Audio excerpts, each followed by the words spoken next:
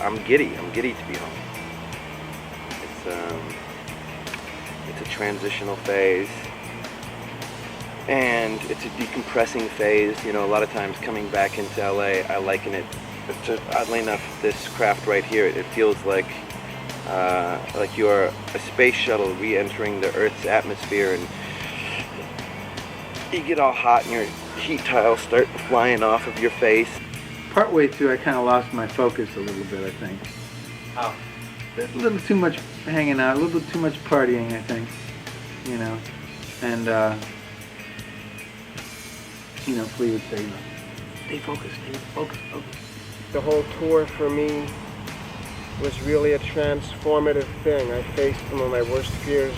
There was a period of my life where I faced some of my worst fears and confronted them and went through like some of the most difficult pain of my life, and I came through it by dealing with it and by going through pain, and I'm just real proud of myself to have done that more than anything. In every way, it made me a stronger, healthier person at the end of it. The giant squirrel jumping. He just jumped off the roof onto that kumquat tree. Today I feel like, whoa, what happened to my purpose? Where'd my purpose go? You know, before it was making sure I got to the venue so I could eat, you know, a meal exactly 3 hours before, so I'd be digested, yet I'd have the energy and I could start drinking the green teas and I could start stretching and make sure that I didn't have too many vertebrae out of place, and you know, make sure that everything was cool with Flea, make sure that everything was cool with John, you know, connect with Chad, you know, see my engineers and do that. And now it's like, where do I go? What do I do? Well, I guess I'll go have sushi.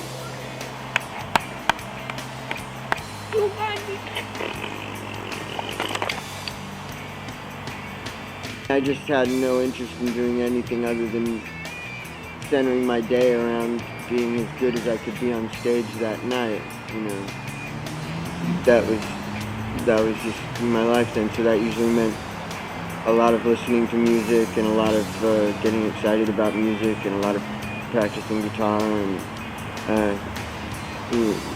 eating a lot of healthy food and taking herbs and stuff, and everything centered around being able to be as good and as free and as wild and stage as possible. What is your favorite journey? My favorite journey? The journey to blue, green light. My favorite journey? I think it's the second album when that one what's that Journey song? Russia was pretty exciting. Never been to Russia before. We're in Las Vegas. and John and the man behind the camera, Dick Rude, King of the Green Mountain, and myself all went out to a Las Vegas show, you know, the Cirque du Soleil, and it was beautiful. And you know, John cried during the show, which I love. I fucking love it when John starts crying, because it means that, you know, he's touched and he's happy. And afterwards we decided to go to the Stratosphere and ride the Big Shot, the rocket on top of the Stratosphere, which shoots you 150 feet above the already 1,000 or so feet that you're up on top of this hotel. And you hit 4Gs, and they take a picture of you at 4Gs. And we did that. We rode the Big Shot. Playing music and devoting my life to music always seemed like the sanest thing in the world. Like, out of all the ridiculous things I've done in my life, like all the drugs and toxic relationships and fucked up crazy shit I've done in my life, doing music seemed like the sanest, healthiest thing I could have ever possibly done, you know? Your position and your relationship with music has to be one from the inside. Inside being the process of making music, a passionate interest for what goes into making music, as opposed to an opinion about what it's going to eventually be. I imagine that I will always play music as long as I'm alive in some way. I really like playing music. I mean, the idea, like I'm just saying, a couple of days to do nothing right now, but the idea of just sitting in my little studio and playing my instruments and cooking up some grooves and getting my sampler going and doing all those things is real exciting to me. It's such a powerful feeling to be, you know, the one that's the heart and kind of the engine of the band. And I never feel like, oh, I wish I could do this, or I'd like to be able to play more like that. I'm at a point where I know how I play, and I'm trying to more have the, and again, inject the personality of what I'm doing. It's not by playing flashy stuff, or in fact, I've probably played less to make it more, give it more of an impact by just being more solid and playing more musical and being more of a mature musician. Give me the fucking stick, you little bitch. Find it this time. It's going way the fuck down there. We left for tour a year and a half ago, and we just played nothing but high schools for the first month, or 4 high school audiences. And they were free shows, and they were to let the world know that, you know, A, we had a new record out, B, that art and music and that type of vibration could be a source of healing and an alternative to shooting people with guns. Basically, it's like Oscar Wilde had this notion 100 years ago that probably the only thing that could overwhelm man's instinct to kill and have war would be art. Somebody spends their days absorbed in this music that I've been making with the Chili Peppers, or in my own solo music that I make. If I know it's having a good impact on them. Like, I know it's coming from a completely healthy place. I know the spirits that help me do it are wonderful parts of the universe, and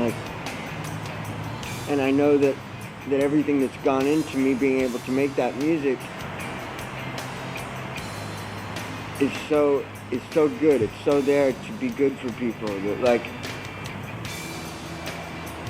I'm just proud for all of them and for all of us, like, that's what's taking place now. And I just know that it's healthy for people. I think that we're a very positive band, and the things that we sing and the music that we make is very positive, and people get really good feelings about it. And that's to put positive energy out there and have people really respond to it is something that has really made my life more fulfilling as a person and as a musician. I'd like to ask everyone to be kind and to be gentle and to create love and peace wherever they go, because that's the most important thing that I could ever possibly think that someone could do. Surf whenever possible. Try not to eat too late. Make sure you call your mom or dad at least once a week. Just to say hi. Eat lots of beans and stay out of jail. Don't leave the toilet unwiped in any shape or form. If you have to jump in the shower real quick, take the time. Big giant squirrel jumping. A little story about the mouse and the lion. Just bear that in mind. Just bear that one in mind. It's always going to come back to you. No matter what you do, it's always going to come back to you. Just like you put it out there, it's coming back at you. I'm very proud of what we do. And me being a big part of it, I'm proud of it. I'm proud of myself. Your mom like it? Yeah, my mom, yeah. My mom sees it.